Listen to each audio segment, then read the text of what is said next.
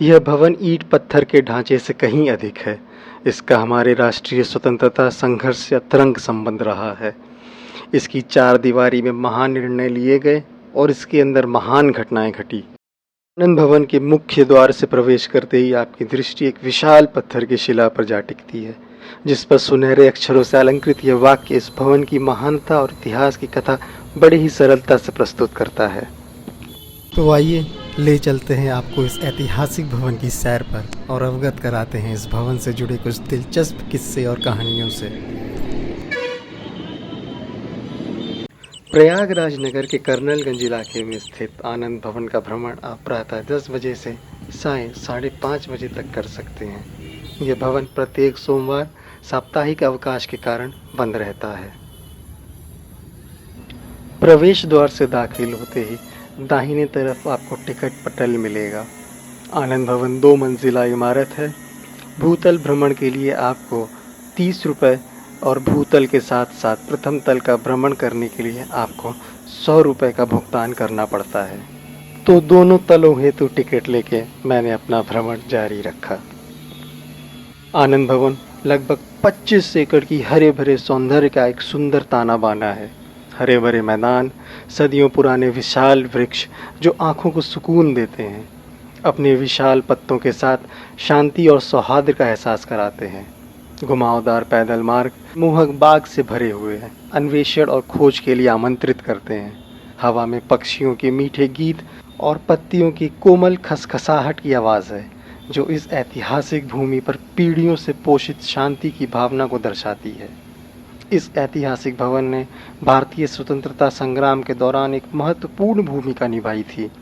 यह भवन पंडित मोतीलाल नेहरू का आवास था, जो एक प्रसिद्ध वकील और स्वतंत्रता सेनानी थे।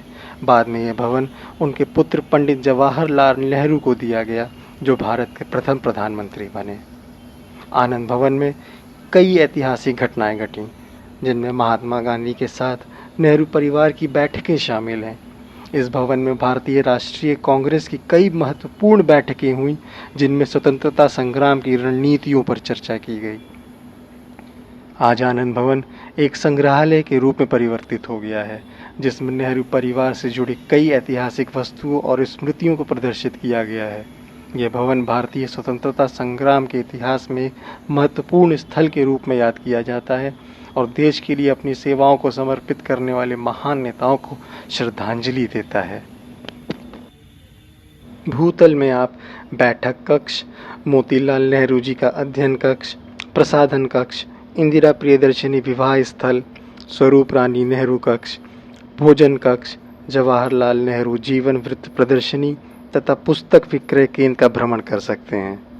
साथ ही इस संपत्ति में एक तारामंडल भी स्थित है, जिसकी जानकारी इस वीडियो के आगे आपको प्राप्त होगी। प्रथम तल में आप पारिवारिक धरोहर कक्ष, जवाहरलाल नेहरू कक्ष, प्रसाधन कक्ष, कांग्रेस कार्यकारिणी कमेटी कक्ष, महात्मा गांधी कक्ष तथा इंदिरा प्रियदर्शनी कक्ष का आनंद उठा सकते हैं। इंदिरा नेहरू जी को प्रियदर्शनी नाम रविंद्रनाथ टैगोर जी ने दिया था, जिसका शाब्दिक अर्थ है हर चीज़ को दया की दृष्टि से देखना। इसके बाद से ही इंदिरा जी को इंदिरा प्रियदर्शनी नेहरू नाम से जाना जाने लगा। प्रथम तल को सीढ़ियों के द्वारा पहुंचते ही सामने जीने से सुंदर वृक्षों के बीच से निहारता हुआ यह है स्वराज भवन। आज भी नेहरू परिवार का कोई वंशज प्रयागराज आता है तो अपनी इस पुश्तैनी संपत्ति के दीदार के बिना रह नहीं पाता है। इस कक्ष में पंडित जवाहरलाल नेहरू जी ने अपने जीवन काल के अनेक वर्ष व्यतीत किए। पंडित जवाहरलाल नेहरू का जन्म 14 नवंबर 1889 को प्रयागराज में हुआ। इनके माताजी का नाम स्वरूप रानी नेहरू और पिताजी का नाम मोतीलाल नेहरू था। वहीं पंडित नेहरू की धर्मपत्नी का नाम कमला नेहरू था। इनकी एक बेटी थी इंदिरा गांधी, जो लाल बहादुर शास्त्री जी की उत्तराधिकारी बनी और देश की पहली महिला प्रधानमंत्री थी। नेहरू जी 3 बहनों में अकेले भाई थे। इसके चलते नेहरू जी की परवरिश में कभी कोई कमी नहीं आई। इन्होंने प्रारंभिक शिक्षा प्रयागराज में ही प्राप्त की, वहीं उच्च शिक्षा इंग्लैंड में पूरी की। उच्च शिक्षा ग्रहण करने के बाद नेहरू जी साल 1912 में स्वदेश वापस लौट आए और स्वतंत्रता संग्राम में बढ़ चढ़ कर हिस्सा लिया। इतिहासकारों की माने तो लाहौर अधिवेशन के अंतर्गत पंडित जवाहरलाल नेहरू ने पहली बार 31 दिसंबर 1929 को रावी नदी के तट पर तिरंगे को 12 बजे रात में फहराया था। देश की आज़ादी की खातिर नेहरू जी कई बार जेल गए, इसके बावजूद उनका मनोबल कभी कम नहीं हुआ। नेहरू जी को बच्चों से बेहद लगाव था, वे बच्चों को गुलाब की फूल मानते थे। इसके चलते बच्चे भी उन्हें प्यार से चाचा कहते थे। देश की आज़ादी के बाद उन्हें सर्वसम्मति से देश का प्रथम प्रधानमंत्री चुना गया। उन्होंने लंबे समय तक देश की सेवा की। विश्व पटल पर भी नेहरू जी को प्रखर नेता कहा जाता है।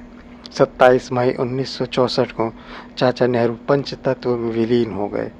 उनके जन्मदिन पर हर साल बाल दिवस मनाया जाता है। महात्मा गांधी का प्रयागराज के साथ रिश्ता प्रगाढ़ था।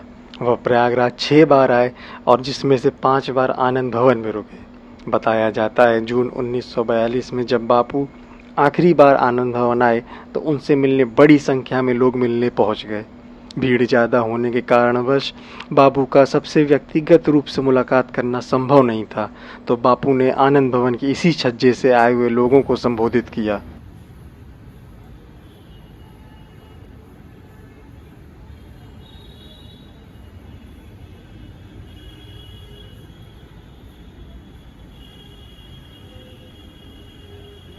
इस संपत्ति का एक रोचक इतिहास है।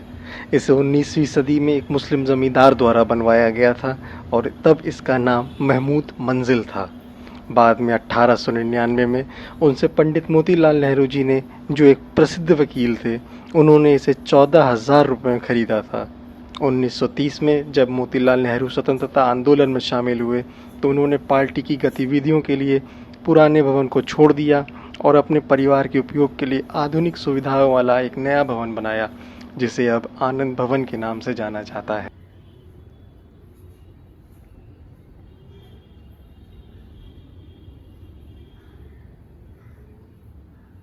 इस कक्ष में इंदिरा जी रहा करती थीं। इंदिरा नेहरू जी का जन्म 19 नवंबर 1917 को इसी आनंद भवन में हुआ। इंदिरा गांधी अपनी प्रतिभा और राजनीति दृढ़ता के लिए विश्व राजनीति के इतिहास में जानी जाती हैं और इंदिरा गांधी को लौह महिला के नाम से संबोधित किया जाता है। यह आगे चल के भारत की प्रथम महिला प्रधानमंत्री बनी।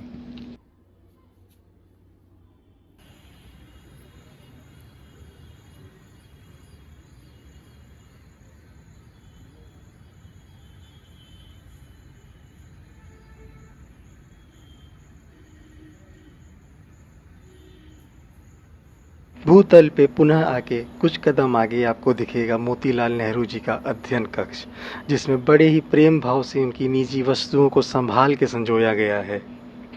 मोतीलाल नेहरू जी का जन्म 6 मई 1861 को आगरा नगर में हुआ। 1886 में वो अपने भाई नंदलाल नेहरू के साथ वकालत करने प्रयागराज चले आए और उन्होंने अपनी वकालत जारी रखी। मोतीलाल नेहरू को भारत के सबसे शक्तिशाली राजनीतिक वंश के पितामह के रूप में याद किया जाता है, जिससे तब से 3 प्रधानमंत्री दिए। उनके 2 परपोते राहुल गांधी और वरुण गांधी भारतीय संसद के निचले सदन लोकसभा के सदस्य हैं और क्रमशः भारतीय राष्ट्रीय कांग्रेस और भारतीय जनता पार्टी से संबंधित हैं। आनंद भवन में साफ सफाई का खासा ध्यान रखा गया है। यहाँ पेयजल की सुविधा और महिला एवं पुरुष के लिए भिन्न प्रसाधन कक्ष भी मौजूद हैं।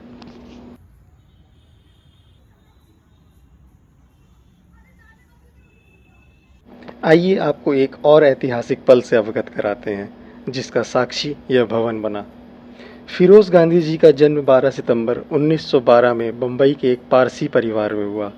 वो युवा अवस्था से ही राजनीति में रुचि रखने लगे और वह 1934 में भारतीय राष्ट्रीय कांग्रेस में शामिल हो गए। सन 1942 में इसी चबूतरे पर इंदिरा प्रियदर्शनी नेहरू और फिरोज गांधी परिणय सूत्र में बंधे, जिनके 2 पुत्र हुए, राजीव और संजय गांधी।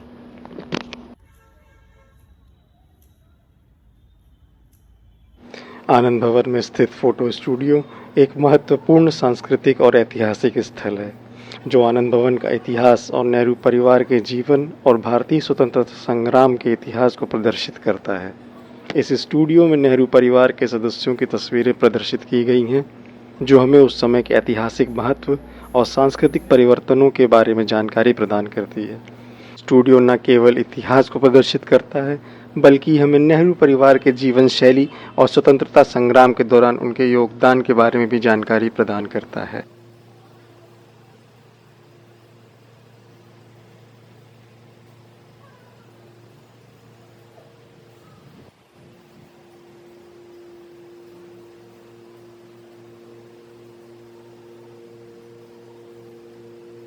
पंडित जवाहरलाल नेहरू प्रथम प्रधानमंत्री थे जिन्होंने लाल किले के प्राचीर से झंडा फहराया और प्रसिद्ध भाषण ट्रिस्ट विद डेस्टिनी दिया।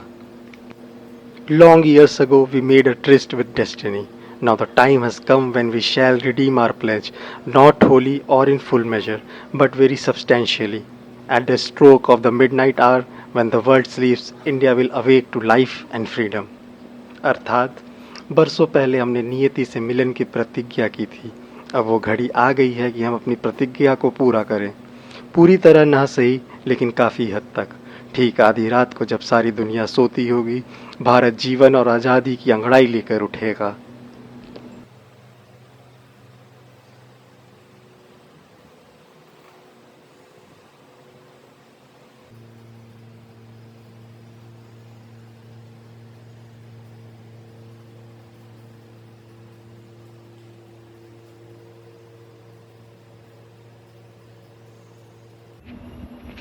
यह है यहाँ का पुस्तक विक्रय केंद्र।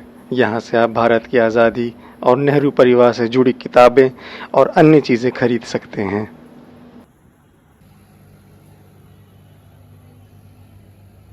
आनंद भवन में स्थित इस तारामंडल का नाम है जवाहर तारामंडल, जिसे सन 1975 में स्थापित किया गया।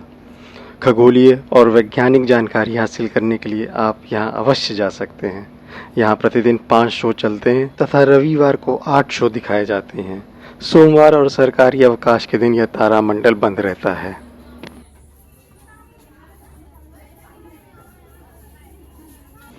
यह रहा हमारा आज का ब्लॉग, जिसमें हमने आपको प्रयागराज के ऐतिहासिक आनंद भवन के बारे में बताया। यह भवन न केवल अपनी सुंदर वास्तुकला के लिए प्रसिद्ध है, बल्कि इसका इतिहास भी बहुत ही रोचक है।